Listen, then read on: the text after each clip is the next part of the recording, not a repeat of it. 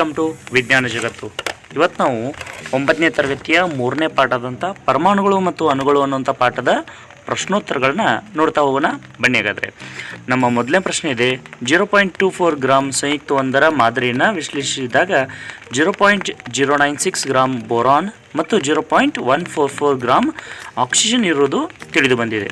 ಸಂಯುಕ್ತದ ಶೇಕಡಾ ಸಂಯೋಜನೆಯನ್ನು ತೂಕವಾರು ಲೆಕ್ಕಾಚಾರ ಮಾಡಿರಿ ಅಂತ ಹೇಳ್ತಿದ್ದಾರೆ. ದತ್ತಾಂಶಗಳನ್ನು ಬರ್ಕೊಂಡು ಬಿಡೋಣ.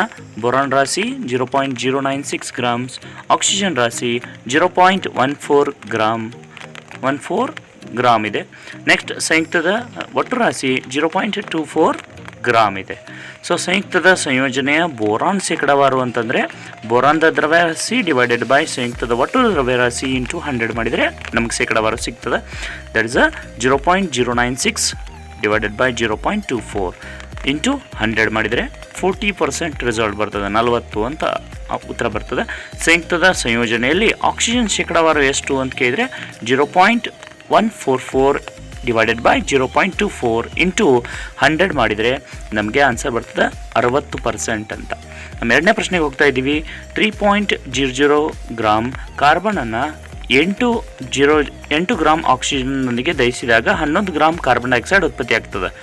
3 ಗ್ರಾಮ್ ಕಾರ್ಬನನ್ನು 50 ಗ್ರಾಮ್ ಆಕ್ಸಿಜನ್ನೊಂದಿಗೆ ದಹಿಸಿದಾಗ ಉತ್ಪತ್ತಿಯಾಗುವ ಕಾರ್ಬನ್ ಡೈಆಕ್ಸೈಡನ್ನು ರಾಶಿಯನ್ನು ಕಂಡುಹಿಡಿಯಿರಿ ಅಂತ ಹೇಳ್ತಿದ್ದಾರೆ. ನಿಮ್ಮ ಉತ್ತರವು ರಾಸಾಯನಿಕ ಸಂಯೋಜನೆಯ ಯಾವ ನಿಯಮವನ್ನು ಆಧರಿಸಿ ಹೇಳ್ತಿದ್ದೀರಿ ಅಂತ ಹೇಳ್ತಿದ್ದಾರೆ.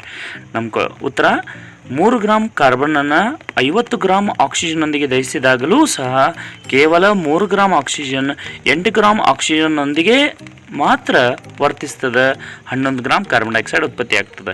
ಇನ್ನು ಉಳಿದಂಥ 42 ಗ್ರಾಮ್ ಆಕ್ಸಿಜನ್ ಯಾವುದೇ ಕ್ರಿಯೆಯಲ್ಲಿ ಪರಿವರ್ತನೆಯಾಗದೆ ಅಥವಾ ಪ್ರತಿವರ್ತಿಸದೆ ಹಾಗೆ ಉಳಿದುಕೊಳ್ತದೆ. ಇದು ಯಾವ ನಿಯಮ ಅಂತಂದರೆ ರಾಸಾಯನಿಕ ಸಂಯೋಜನೆಯ ಸ್ಥಿರ ಅನುಪಾತ ನಿಯಮದ ಮೇಲೆ ಇದನ್ನು ಹೇಳ್ಬೋದು. ನಮ್ಮ ಮೂರನೇ ಪ್ರಶ್ನೆ ಹೋಗ್ತಾ ಇದ್ದೀವಿ. ಬಹುಪರಮಾಣೀಯ ಅಯಾನುಗಳು ಎಂದರೇನು, ಉದಾಹರಣೆ ಕೊಡ್ರಿ ಅಂತ. ಆವೇಶಯುಕ್ತ ಪರಮಾಣು ಗುಂಪುಗಳನ್ನು ಬಹುಪರಮಾಣೀಯ ಅಯಾನುಗಳು ಎನ್ನುವರು. ಉದಾಹರಣೆಗೆ ಸಲ್ಫೇಟ್ ಅಯಾನುಗಳು SO4-2 ಅಂತ ಹೇಳ್ತೀವಿ. ಅಮೋನಿಯಾ NH4+ ಅಂತ ಹೇಳ್ತೀವಿ. ಸೊ ನಮ್ಮ ನಾಲ್ಕನೇ ಪ್ರಶ್ನೆಗೆ ಹೋಗ್ತಾ ಇದ್ದೀವಿ. ಕೆಳಗಿನವುಗಳ ಅಣುಸೂತ್ರಗಳನ್ನ ಬರೆಯಿರಿ ಅಂತ ಹೇಳ್ತಿದ್ದಾರೆ. ತುಂಬ ಈಸಿ ಆದಂಥ ಪ್ರಶ್ನೆ. ಸೊ ಮೆಗ್ನೀಸಿಯಂ ಕ್ಲೋರೈಡ್ MgCl2 ಅಂದ ಕ್ಯಾಲ್ಸಿಯಂ ಆಕ್ಸೈಡ್ CaO, ತಾಮ್ರದ nitrate that is CuNO3 toys, aluminium chloride AgCl3, calcium carbonate CaCO3. ಕೆಳಗಿನ ಸಂಯುಕ್ತಗಳನ್ನು ಧಾತುಗಳನ್ನು ಹೆಸರಿಸಿರಿ ಅಂತ ಹೇಳ್ತಿದ್ದಾರೆ. ಸೊ ನಮ್ಮ ಬಾಕ್ಸನ್ನು ಹೇಳ್ತಿದ್ದೀವಿ ಇಲ್ಲಿ. ಸುಣ್ಣ ದಟ್ ಇಸ್ ಅದರ ರಾಸಾಯನಿಕ ಸೂತ್ರ CaO, ಅದರಾಗಿರುವಂಥ ಧಾತುಗಳು ಅಂದರೆ ಕ್ಯಾಲ್ಸಿಯಂ ಮತ್ತು ಆಕ್ಸಿಜನ್. ಅದೇ ನೀವು ಹೈಡ್ರೋಜನ್ ಬ್ರೋಮೈಡ್ ಅಂತಂದರೆ HBr ಅದರ ಅಣುಸೂತ್ರ, ಅದರೊಳಗಿರೋದು ಹೈಡ್ರೋಜನ್ ಮತ್ತು ಬ್ರೋಮಿನ್. ಬೇಕಿಂಗ್ ಪುಡಿ NaHCO3 ಅಂತ ಹೇಳ್ತೀವಿ, ಅದರೊಳಗಿರೋದು sodium, hydrogen, carbon and oxygen. Potassium sulphate K2SO4, potassium, sulphur, oxygen ಮೂರನ್ನು ಇದು ಹೊಂದಿರ್ತದೆ. ಇನ್ನು ನಮ್ಮ ಆರನೇ ಪ್ರಶ್ನೆಗೆ ಹೋಗ್ತಾ ಇದ್ದೀವಿ. ಕೆಳಗಿನ ವಸ್ತುಗಳ ಮೂಲಾರಾಶಿಯನ್ನು ಲೆಕ್ಕಾಚಾರ ಮಾಡಿರಿ ಅಂತ ಹೇಳ್ತಿದ್ದಾರೆ. ಮೂಲಾರಾಶಿ ಅಂತಾರೆ ನಮಗೆಲ್ಲರಿಗೂ ಗೊತ್ತು, ಒಂದು ಮೋಲ್ ಪರಮಾಣುವಿನ ರಾಶಿ ಅಂತೇಳಿ. ಈಥೇನ್ ದಟ್ ಇಸ್ C2H2 ಅಂತ ಹೇಳ್ತಿದ್ದಾರೆ. ಈಥೈನ್ನ ಮೋಲಾರ್ ರಾಶಿ ಎಷ್ಟು ಅಂತ. ಈಥೈನ್ನ ಮೋಲಾರ್ ರಾಶಿಯನ್ನು ಕಂಡುಹಿಡಬೇಕಾದ್ರೆ ಅದರಲ್ಲಿರುವಂಥ ಕಂಟೆಂಟ್ಗಳನ್ನು ಗುಣಿಸ್ತಾ ಇದ್ದೀವಿ. C2 ದಟ್ ಇಸ್ C ಎಷ್ಟಿದೆ, 2 ಇದೆ. ಸಿದ ರಾಶಿ ಎಷ್ಟು ಅಂದರೆ 12, 2 × 12 ಪ್ಲಸ್ H ಎಷ್ಟಿದೆ, 2, ಅದರ ರಾಶಿ ಎಷ್ಟು, 1. ಸೊ ಇವೆಲ್ಲವನ್ನು ಗುಣಿಸಿದರೆ ನಮಗೆ ಟೋಟಲ್ ಸಿಗ್ತಾ ಇದೆ 28 ಗ್ರಾಮ್ಸ್ ಅಂತ. ಸಲ್ಫರ್ ಅಣುವನ್ನು S8 ಅಂತ ಬರಿತೀವಿ. ಅದರ ಮೋಲಾರ್ ರಾಶಿ ಎಷ್ಟು ಅಂದರೆ ನಮ್ಮ ಸಲ್ಫರ್ ಮೋಲಾರ್ ರಾಶಿ S8 8 × ಸಲ್ಫರ್ದ ರಾಶಿ ಎಷ್ಟು ಅಂದರೆ 32. ಇವೆರಡನ್ನು ಗುಣಿಸಿದರೆ ನಮಗೆ ಆನ್ಸರ್ ಸಿಗ್ತದೆ 256 ಗ್ರಾಮ್ಸ್. ರಂಜಕದ ಪರಮಾಣು ದಟ್ ಇಸ್ P4 ಅಂತ ಬರಿತೀವಿ. ಅದರ ರಂಜಕದ ಪರಮಾಣು ರಾಶಿ 31. ಹಾಗಾದರೆ ಅದರ ಮೋಲಾರ್ ರಾಶಿಯನ್ನು ಕಂಡುಹಿಡಿಯಿರಿ ಅಂದರೆ P4 4 × 31 that is 124 grams. Hydrochloric ಆಮ್ಲದ ಮೋಲಾರ್ ರಾಶಿ ಕಂಡುಹಿಡಿಯಿರಿ ಅಂದರೆ ದಟ್ ಇಸ್ ಹೈಡ್ರೋಕ್ಲೋರಿಕ್ ಆಮ್ಲದ ಮೋಲಾರ್ ರಾಶಿ HCl 1 HClದ ಟೋಟಲ್ ರಾಶಿ ಎಷ್ಟು ಅಂದರೆ Cl ದ ರಾಶಿ 35.5 ಹೈಡ್ರೋಜನ್ ರಾಶಿ 1, there is a total 36.5 grams ಆಗ್ತದೆ.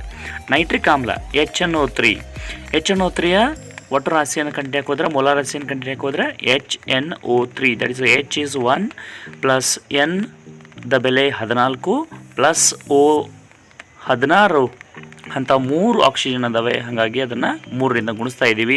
ಇದನ್ನು ಟೋಟಲ್ ಮಾಡಿದರೆ 63 ಗ್ರಾಮ್ ಬರ್ತದೆ. ಇನ್ನು ನಮ್ಮ 7ನೇ ಪ್ರಶ್ನೆಗೆ ಹೋಗ್ತಾ ಇದ್ದೀವಿ. ಇವುಗಳ ರಾಶಿ ಎಷ್ಟು ಅಂತ ಹೇಳ್ತಿದ್ದಾರೆ.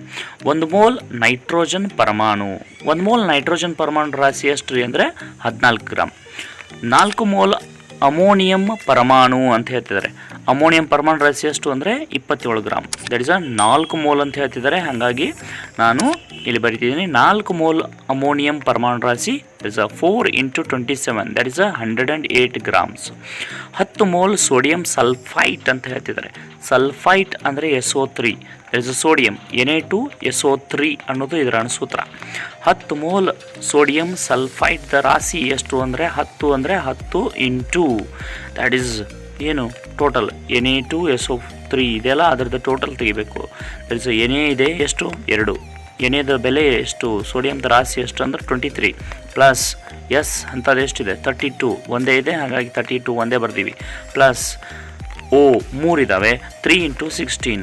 ಟೋಟಲ್ ಬ್ರ್ಯಾಕೆಟನ್ನು ಪೂರ್ತಿಯಾಗಿ ನೀವು ಸರಿ ಮಾಡಿ ತೆಗೆದ್ರೆ 10 × 126 ದಟ್ ಇಸ್ ಅ ಬ್ರ್ಯಾಕೆಟ್ ಒಳಗಿದ್ದು 126 ಗ್ರಾಮ್ ಆಯಿತು. ಹೊರಗಡೆ ಇಂಟು 10ರಿಂದ ಗುಣಿಸಬೇಕು ಅಂದರೆ 1260 ಗ್ರಾಮ್ ಆಗಿ ಪರಿವರ್ತನೆ ಆಯಿತು. ಇನ್ನು ಮೋಲಗಳಾಗಿ ಪರಿವರ್ತಿಸಿರಿ ಅಂತ ಹೇಳ್ತಿದ್ದಾರೆ. ಇಲ್ಲಿ ನಮ್ಮ 8ನೇ ಪ್ರಶ್ನೆ ಇದೆ. A = 12 ಗ್ರಾಮ್ ಆಕ್ಸಿಜನ್ ಅಂತ ಹೇಳ್ತಿದ್ದಾರೆ. 32 ಗ್ರಾಮ್ ಆಕ್ಸಿಜನ್ ಅಂದರೆ 1 ಮೋಲ್ ಆಕ್ಸಿಜನ್ ಅಂತ ಹೇಳ್ತೀವಿ. ಹಾಗಾದರೆ 12 ಗ್ರಾಮ್ ಆಕ್ಸಿಜನ್ ಅನಿಲ ಅಂತಂದರೆ that is a total mole ಎಷ್ಟಿದೆ ಡಿವೈಡೆಡ್ ಬೈ ನಮಗೆ ಈಗ ಎಷ್ಟು ಕೊಡ್ತಿದ್ದಾರೆ ಅದನ್ನು ಮಾಡಿಬಿಟ್ರೆ ನಮಗೆ ಆನ್ಸರ್ ಬರ್ತದೆ. ದಟ್ ಇಸ್ 0.375 ಮೋಲ್ ಅಂತ. 20 ಗ್ರಾಮ್ ನೀರಿದೆ, ಹಾಗಾದರೆ ಅದರದ್ದು ಅಂದರೆ 1 ಗ್ರಾಮ್ ಅಥವಾ 1 ಮೋಲ್ ನೀರು ಅಂತಂದರೆ 18 ಗ್ರಾಮ್ ಆಗ್ತದೆ. ದಟ್ ಇಸ್ ಹಾಗಾದರೆ 20 ಗ್ರಾಮ್ ನೀರು ಅಂತಂದರೆ 20 ಡಿವೈಡೆಡ್ ಬೈ ನಮಗೆ ಕೊಟ್ಟಿರೋ ರಾಶಿ ಡಿವೈಡೆಡ್ ಬೈ ಅದರ ಮೋಲಾರ್ ರಾಶಿಯನ್ನು ಹಾಕಬೇಕು. That is 18. ಆನ್ಸರ್ ಬಂದುಬಿಡ್ತು 1.11 ಮೋಲ್ನಷ್ಟು ಆಯಿತು ಅಂತ. 22 ಗ್ರಾಮ್ ಕಾರ್ಬನ್ ಡೈಆಕ್ಸೈಡ್ ಅಂತ ಹೇಳ್ತಿದ್ದಾರೆ. 44 ಗ್ರಾಮ್ ಕಾರ್ಬನ್ ಡೈಆಕ್ಸೈಡ್ ಅಂದರೆ 1 ಮೋಲ್ ಅಂತ ಹೇಳ್ತೀವಿ. ಹಾಗಾದರೆ 22 ಗ್ರಾಮ್ ಅಂತಂದರೆ ದಟ್ ಇಸ್ 22/44 ದಟ್ ಇಸ್ 1/2 ಆಯಿತು. ದಟ್ ಇಸ್ 0.5 ಮೋಲ್ ಅಂದರೆ ಅರ್ಧ ಮೋಲ್ ಆಯಿತು. ಇವುಗಳ ರಾಶಿ ಎಷ್ಟು ಅಂತ ಹೇಳ್ತಿದ್ದಾರೆ. 0.2 ಆಕ್ಸಿಜನ್ ಪರಮಾಣು ಅಂತ ಹೇಳ್ತಿದ್ದಾರೆ. 1 ಮೋಲ್ ಆಕ್ಸಿಜನ್ ಪರಮಾಣು ರಾಶಿ ಎಷ್ಟು ಅಂದರೆ 16 ಗ್ರಾಮ್. ಆದ್ದರಿಂದ 0.2 ಮೋಲ್ ಆಕ್ಸಿಜನ್ ಪರಮಾಣು ರಾಶಿ ಅಂದರೆ ಅದರಿಂದ ಗುಣಿಸ್ಬಿಡ್ತೀವಿ. That is 0.2 × 16 gram is equal to 30 that is 3.2 gram ಆಗಿಬಿಡ್ತದೆ. 0.5 ಮೋಲ್ ನೀರಿನ ಅಣುಗಳು ಅಂತ ಹೇಳ್ತಿದ್ದಾರೆ. 1 ಮೋಲ್ ನೀರಿನ ಅಣು ಅಂದರೆ 18 ಗ್ರಾಮ್ ಅನ್ನೋದು ನಮ್ಗೆ ಗೊತ್ತು. ದಟ್ ಇಸ್ ಗುಣಿಸ್ಬೇಕು. ದಟ್ 0.5 ಮೋಲ್ ನೀರಿನ ಅಣು ರಾಶಿ is equal to that is 0.5 × 18 grams is equal to 9 grams ಆಗಿ ಪರಿವರ್ತನೆ ಆಗ್ತದೆ. ಇನ್ನು 10ನೇ ಪ್ರಶ್ನೆಗೆ ಹೋಗ್ತಾ ಇದ್ದೀವಿ. 16 ಗ್ರಾಮ್ ಘನಸ್ಥಿತಿಯ ಗಂಧಕದಲ್ಲಿರುವಂಥ S8 ಅಣುಗಳ ಸಂಖ್ಯೆಯನ್ನು ಕಂಡುಹಿಡಿಯಿರಿ ಅಂತ ಹೇಳ್ತಿದ್ದಾರೆ. 1 ಮೋಲ್ ಘನಸ್ಥಿತಿಯ ಗಂಧಕ ಅಂದರೆ S8 ಅಂದಂಗೆ. S8 is nothing but S ಅಂದರೆ 32, ಅಂಥವು ಎಷ್ಟಿದಾವೆ 8. ದಟ್ ಇಸ್ 256 ಗ್ರಾಮ್ ಆಯಿತು. ಹಾಗಾಗಿ 256 ಗ್ರಾಮ್ ಘನಸ್ಥಿತಿಯ ಗಂಧಕವನ್ನು ಹೊಂದಿರುವ ಅಣುಗಳು ಎಷ್ಟಿರ್ತವೆ ಅಂದರೆ 1 ದಟ್ ಇಸ್ ಮೋಲ್ ಅವಘೋಡ್ರ ಸಂಖ್ಯೆ ಅಂತ ಹೇಳ್ತೀವಲ್ಲ, ಯಾವುದೇ 1 ಗ್ರಾಮ್ನಲ್ಲಿ ಇರುವಂಥ ಅವಘೋಡ್ರ ಸಂಖ್ಯೆ ಎಷ್ಟು, ಪರಮಾಣುಗಳ ಅಣುಗಳ ಸಂಖ್ಯೆ ಎಷ್ಟು ಅಂತಂದರೆ 6.022 × 10⁻23 ಅಣುಗಳು ಅಂತ ಹೇಳ್ತೀವಿ. ಅದರಿಂದ 16 ಗ್ರಾಮ್ ಘನಸ್ಥಿತಿಯಲ್ಲಿರುವಂಥ ಗಂಧಕದ ಹೊಂದಿರುವಂಥ ಅಣುಗಳು ಎಷ್ಟು ಅಂತ ಕೇಳಿದರೆ ನಾವು ಅವಘೋಡ್ರ ಸಂಖ್ಯೆ ಡಿವೈಡೆಡ್ ಬೈ ಅದರ ಮೋಲಾರ್ ರಾಶಿ ಇಂಟು ನಮ್ಗೆ ಕೊಟ್ಟಿರುವಂಥ ರಾಶಿಯನ್ನು ಮಾಡಿಬಿಡ್ತೀವಿ multiplication. That is 6.022 × 10⁻23 divided by 256 × 16. ಈ ಲೆಕ್ಕವನ್ನು ಕಂಪ್ಲೀಟ್ ಮಾಡಿದರೆ 3.76 × 10⁻22 ಅಣುಗಳು ಅಂತ ಬರ್ತದೆ. ಇನ್ನು ನಮ್ಮ 11ನೇ ಪ್ರಶ್ನೆಗೆ ಹೋಗ್ತಾ ಇದ್ದೀವಿ. 0.061 ಗ್ರಾಮ್ ಅಲ್ಯೂಮಿನಿಯಂ ಆಕ್ಸೈಡ್ನಲ್ಲಿರುವಂಥ ಅಲ್ಯೂಮಿನಿಯಂ ಅಯಾನುಗಳ ಸಂಖ್ಯೆಯನ್ನು ಕಂಡುಹಿಡಿಯಿರಿ ಅಂತ ಹೇಳ್ತಿದ್ದಾರೆ. ಇಲ್ಲೊಂದು ನಮ್ಗೆ ಸುಳಿವು ಅಂತ ಕೊಡ್ತಿದ್ದಾರೆ. ಏನು ಅಯಾನುಗಳ ರಾಶಿ ಪರಮಾಣು ರಾಶಿ ಅಷ್ಟೇ ಇರುತ್ತದೆ ಅಂದರೆ ಅಲ್ಯೂಮಿನಿಯಂನ ಪರಮಾಣು ರಾಶಿ 27U ಅಂತ ಹೇಳ್ತಿದ್ದಾರೆ. 1 ಮೋಲ್ ಅಲ್ಯೂಮಿನಿಯಂ ಆಕ್ಸೈಡ್ ಅಂತಂದರೆ Al2O3 ಅಂತ ಹೇಳ್ತೀವಿ. That is Al2 that is ಅಂದರೆ ಎ ಎಲ್ ಎಷ್ಟಿದೆ 2 ಎಲ್ ಅಂದರೆ 2 × 27 ಪ್ಲಸ್ ಓ ಎಷ್ಟಿದೆ ರಾಶಿ ಅಂದರೆ 16 ಅಂಥವು ಎಷ್ಟಿದಾವೆ 3 that is 3 × 16 that is answer is 102 gram ನಮಗೆ 1 ಮೋಲ್ ಅಲ್ಯೂಮಿನಿಯಂ ಆಕ್ಸೈಡ್ ಅಂದರೆ ಗೊತ್ತಾಯಿತು. ಹಾಗಾಗಿ 102 ಗ್ರಾಮ್ ಅಲ್ಯೂಮಿನಿಯಂ ಆಕ್ಸೈಡನ್ನು ಹೊಂದಿರುವ ಅಣುಗಳು ಎಷ್ಟು ಅಂತಂದರೆ ಆಗಳ ಥರನೇ ಲೆಕ್ಕ ಮಾಡೋದು. ಅಂದರೆ 6.022 × 10⁻23ನೇ ಅಣುಗಳು ಇರ್ತವೆ ಯಾವುದೇ ಒಂದು ಮೋಲ್ನಲ್ಲಿ. ಹಾಗಾಗಿ ನಮಗೆ ಕೊಟ್ಟಿರುವಂಥ question that is 0.051 gram aluminium oxide ಹೊಂದಿರುವಂಥ ಅಣುಗಳು ಎಷ್ಟು ಅಂದರೆ ನಮ್ಮ ಅವಘೋಡ್ರ ಸಂಖ್ಯೆ ಡಿವೈಡೆಡ್ ಬೈ ಅವರು ಕೊಟ್ಟಿರುವಂಥ ಒಟ್ಟು ಮೋಲಾರ್ ರಾಶಿ ಇಂಟು ಕೊಟ್ಟಿರುವಂಥ ಅಣುಗಳ ಸಂಖ್ಯೆ. That is 6.022 × 10⁻23 divided by 102 into 0.051 ಅಣುಗಳು. ಇದನ್ನು ಟೋಟಲ್ ಮಾಡಿದರೆ 3.011 × 10⁻20 ಅಣುಗಳಾಗ್ತವೆ. ಒಂದು ಅಲ್ಯೂಮಿನಿಯಂ ಆಕ್ಸೈಡ್ ಅಣುವಿನಲ್ಲಿರುವಂಥ ಅಲ್ಯೂಮಿನಿಯಂ ಅಯಾನುಗಳ ಸಂಖ್ಯೆ ಎಷ್ಟು ಅಂದರೆ 2 ಇದ್ದಾವೆ.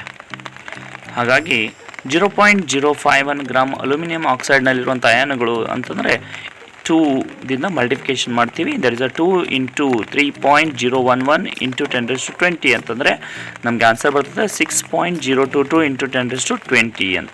ಈ ಪ್ರಶ್ನೆಯೊಂದಿಗೆ ಈ ಪಾಠದ ಎಲ್ಲ ಪ್ರಶ್ನೋತ್ತರಗಳು ಮುಗಿದಂಗಾಯಿತು. ಸೊ ಧನ್ಯವಾದಗಳನ್ನು ಹೇಳ್ತೇನೆ. ನಮಸ್ಕಾರ.